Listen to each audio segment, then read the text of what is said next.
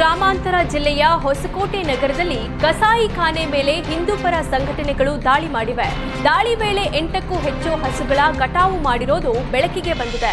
ಇನ್ನು ಕಟಾವು ಮಾಡಲು ತಂದಿದ್ದ 6 ಹಸುಗಳನ್ನ ರಕ್ಷಣೆ ಮಾಡಲಾಗಿದ್ದು, ಸ್ಥಳಕ್ಕೆ ಹೊಸಕೋಟೆ ಡಿವೈಎಸ್ಪಿ ಅಣ್ಣಾ ಸಾಹೇಬ್ ಪಾಟೀಲ್ ಭೇಟಿ ನೀಡಿ ಪರಿಶೀಲನೆ ನಡೆಸಿದರು. ಕಟಾವಿಗಿದ್ದ ಗೋಮಾಂಸವನ್ನ ಪೊಲೀಸರು ವಶಕ್ಕೆ ಪಡೆದಿದ್ದು, ಆರೋಪಿಗಳು ಸ್ಥಳದಿಂದ ಕಾಲ್ಕಿತ್ತಿದ್ದಾರೆ. ಹೊಸಕೋಟೆ ನಗರದ ಪೊಲೀಸ್ ಠಾಣೆಯಲ್ಲಿ ಈ ಬಗ್ಗೆ ದೂರು ದಾಖಲಾಗಿದೆ. ಮಲೆನಾಡು ಭಾಗದಲ್ಲಿ ಮತ್ತೆ ಮಂಗನ ಕಾಯಿಲೆ ಭೀತಿ ಶುರುವಾಗಿದೆ. ಶಿವಮೊಗ್ಗ ತೀರ್ಥಹಳ್ಳಿ ತಾಲೂಕಿನ ಹೆದ್ದೂರಿನಲ್ಲಿ 2 ಹೊಸ ಪ್ರಕರಣಗಳು ಪತ್ತೆಯಾಗಿದ್ದು, 2 ಮಹಿಳೆಯರಿಗೆ ಸೋಂಕು ತಗುಲಿರುವುದು ರಕ್ತ ಪರೀಕ್ಷೆಯಲ್ಲಿ ದೃಢಪಟ್ಟಿದೆ.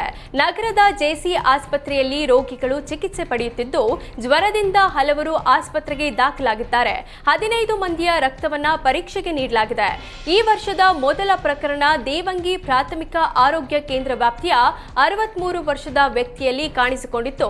ಕಟಗಾರು ಆಸ್ಪತ್ರೆ ವ್ಯಾಪ್ತಿಯ ಒಂದೇ ಜಾಗದಲ್ಲಿ 2 ಪ್ರಕರಣ ಪತ್ತೆ ಆಗಿರೋದ್ರಿಂದ ಈ ಭಾಗದಲ್ಲಿ ಸೋಂಕು ವ್ಯಾಪಿಸುವ ಸಾಧ್ಯತೆ ಇದೆ.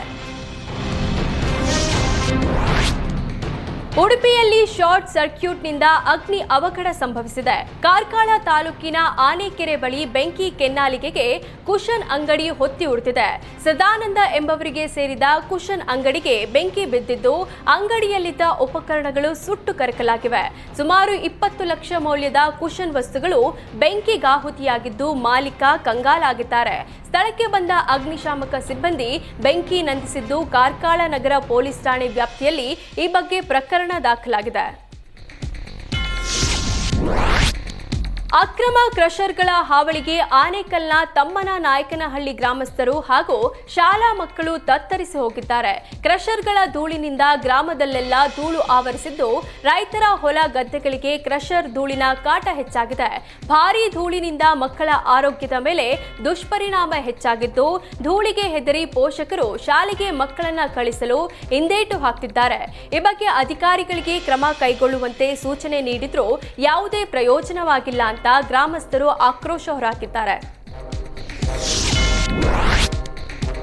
ಕಳೆದೊಂದು ವಾರದಿಂದ ರಾಜ್ಯದಲ್ಲಿ ಚಳಿ ಪ್ರಮಾಣ ಕಡಿಮೆ ಆಗ್ತಿದೆ. ಈ ಮಧ್ಯೆ ಫೆಬ್ರವರಿ ಮೊದಲ ವಾರದಲ್ಲೇ ಭರ್ಜರಿ ಮಳೆಯಾಗಲಿದೆ ಅಂತ ರಾಜ್ಯ ಹವಾಮಾನ ಇಲಾಖೆ ಮುನ್ಸೂಚನೆ ನೀಡಿದೆ. ನಾಳೆಯಿಂದ ರಾಜ್ಯದ ವಿವಿಧ ಭಾಗಗಳಲ್ಲಿ ಚಳಿ ಜೊತೆಗೆ ತೀವ್ರವಾಗಿ ಮಳೆಯಾಗಲಿದ್ದು ಅಂತ ಹವಾಮಾನ ಇಲಾಖೆ ಭವಿಷ್ಯ ನುಡಿದಿದೆ. ಬೆಂಗಳೂರಿನಲ್ಲಿ ಮೋಡ ಕವಿದ ವಾತಾವರಣ ಇರಲಿದ್ದು, ಮಳೆಯಾಗುವ ಸಾಧ್ಯತೆ ಇದೆ. ಚಿಕ್ಕಮಗಳೂರು, ಹಾಸನ, ಕೊಡಗು ಸುತ್ತಮುತ್ತ ಭಾಗದಲ್ಲಿ ಮಳೆ ಜೋರಾಗಿರಲಿದೆ. ಮೂಡಿಗೆರೆ, ಬಾಳೆಹೊನ್ನೂರು, ಶೃಂಗೇರಿ, ಕುದುರೆಮುಖ, ಆಗುಂಬೆಯಲ್ಲೂ ಮಳೆ ಹೆಚ್ಚಾಗಿರಲಿದೆ.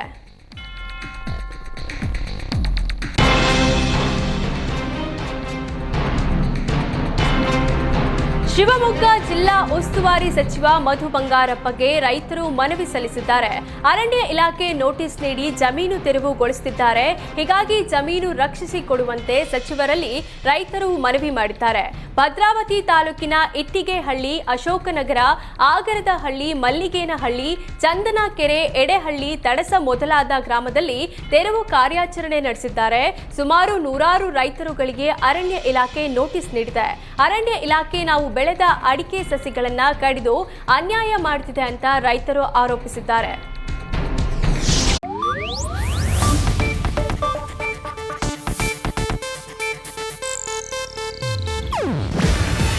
ಇದು ಏಷ್ಯಾನೆಟ್ ನ್ಯೂಸ್ ನೆಟ್ವರ್ಕ್ ಪ್ರಸ್ತುತಿ. ನೀವು ನೋಡ್ತಿದ್ದೀರಾ ಏಷ್ಯಾನೆಟ್ ಸುವರ್ಣ ನ್ಯೂಸ್.